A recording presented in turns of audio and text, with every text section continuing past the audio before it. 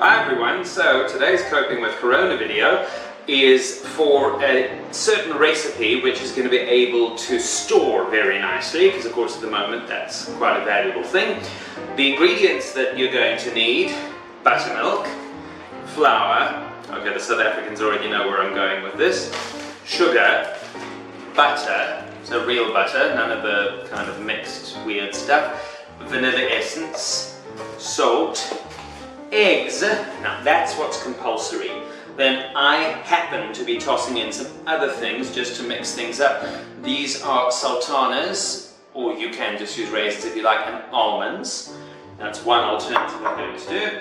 And the other alternative here, I'm also going to be putting in some all bran, some muesli, and some oats, steel cut oats being particularly good if you can get them.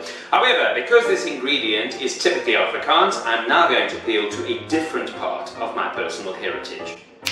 Et voila! Oh, and there we go. So, everyone, rusks are a traditional Afrikaans dish, and of course what the Afrikaans excel at, amongst other things, cooking-wise, is doing things which last a long time. So really good jams, and of course biltong, which is not the same as beef jerky. I'm sorry, beef jerky is an abomination unto the Lord, hashtag just saying. And rusks are a classic example of this, where basically you can get ingredients and you can keep them forever when you're trekking all across the countryside trying to avoid persecution by the British. So, back to our ingredients, and let's see exactly how to make them. Oh, one other little reveal. Ha! Voila! How's that? There we go. Just to make sure that I'm getting the fashion absolutely right. There you go.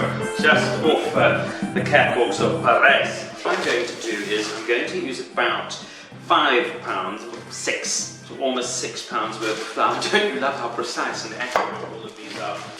And then you get your butter.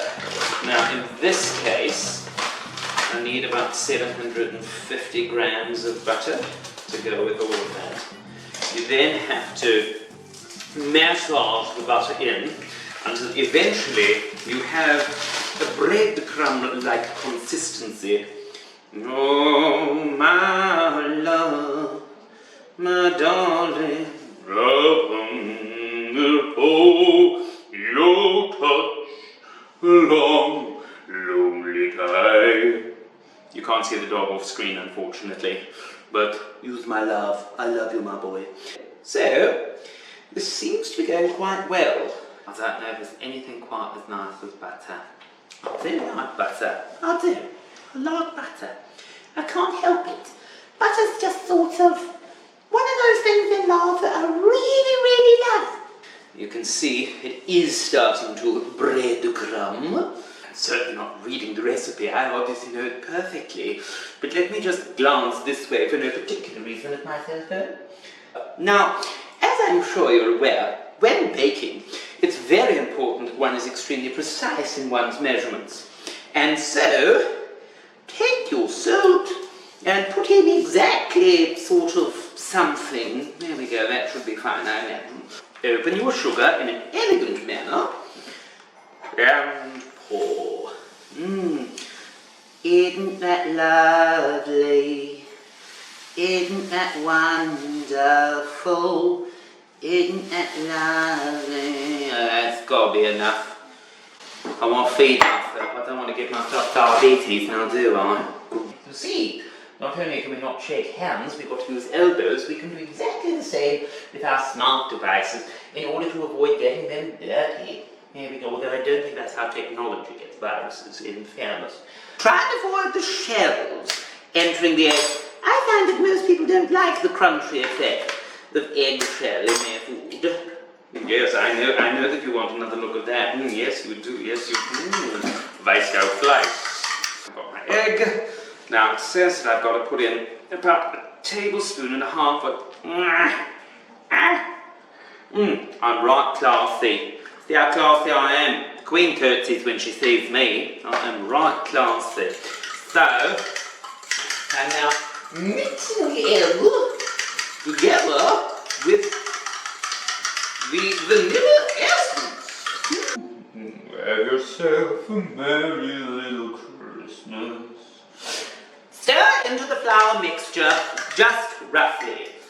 I don't know how on earth I'm going to be able to give up my pedantic and very specific ways in order to do it, quote unquote, just roughly.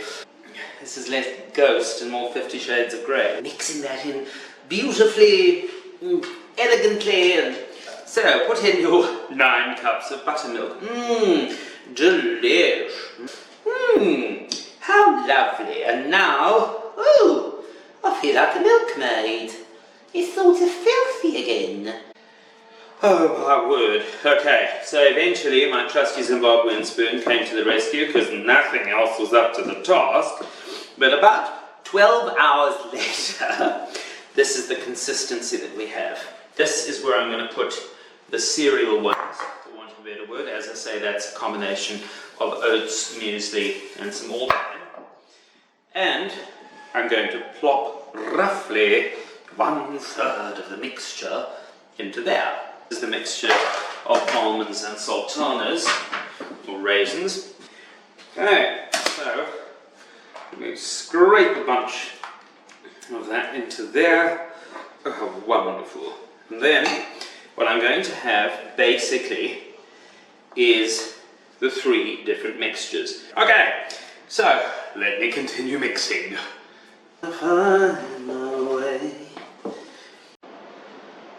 Well, I wish I'd been wearing a Fitbit because it would have thought that I'd done a marathon by now. But anyway, we've now got our 3 mixtures. So here's the cereal one, the pure buttermilk one, and the almond and sultana one.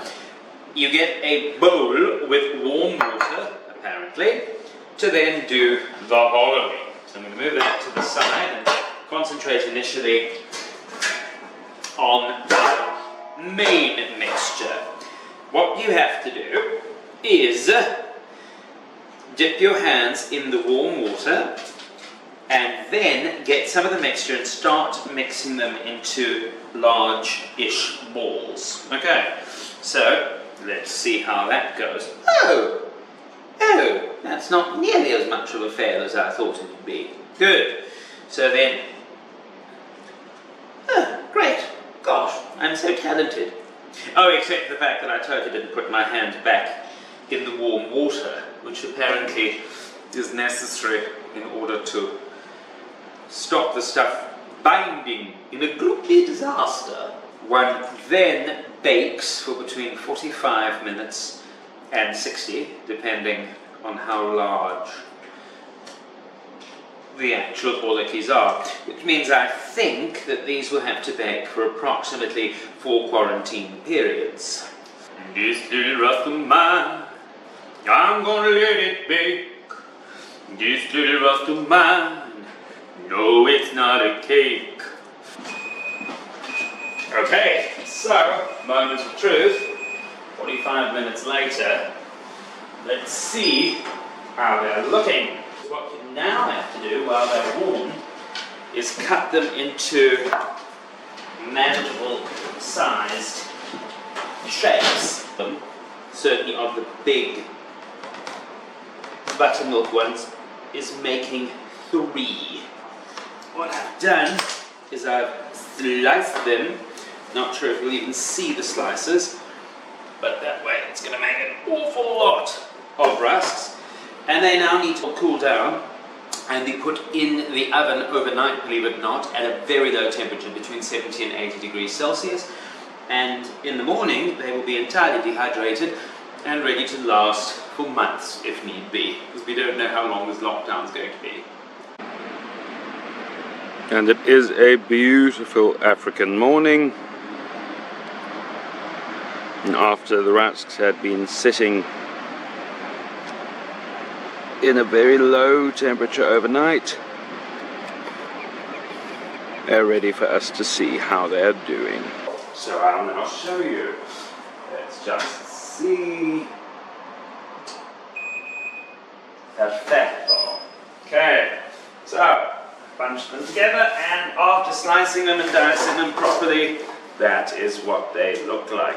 Now, for those of you who are unfamiliar with rusks, they're a total South African staple, so it's difficult for me to imagine that, but if you don't know about rusks, the whole point is that they're dehydrated so that they can last forever as you are trekking through great expanses of wilderness, not sure when the next food's going to come about. And consequently, if you just try and eat it like a cookie, you could very well lose your teeth. So the trick is that you have to dunk. So here we go, here's my trusty cheetah mug, easycheetah.com, and let us see how they are. Dunk. A satisfying dunk. Divine. Absolutely marvelous. That's marvelous. That's one of the cereal ones. Okay, so it seems to have gone well. Bon appetito. And what is gezondheid? No, that just means health. Anyway, enjoy.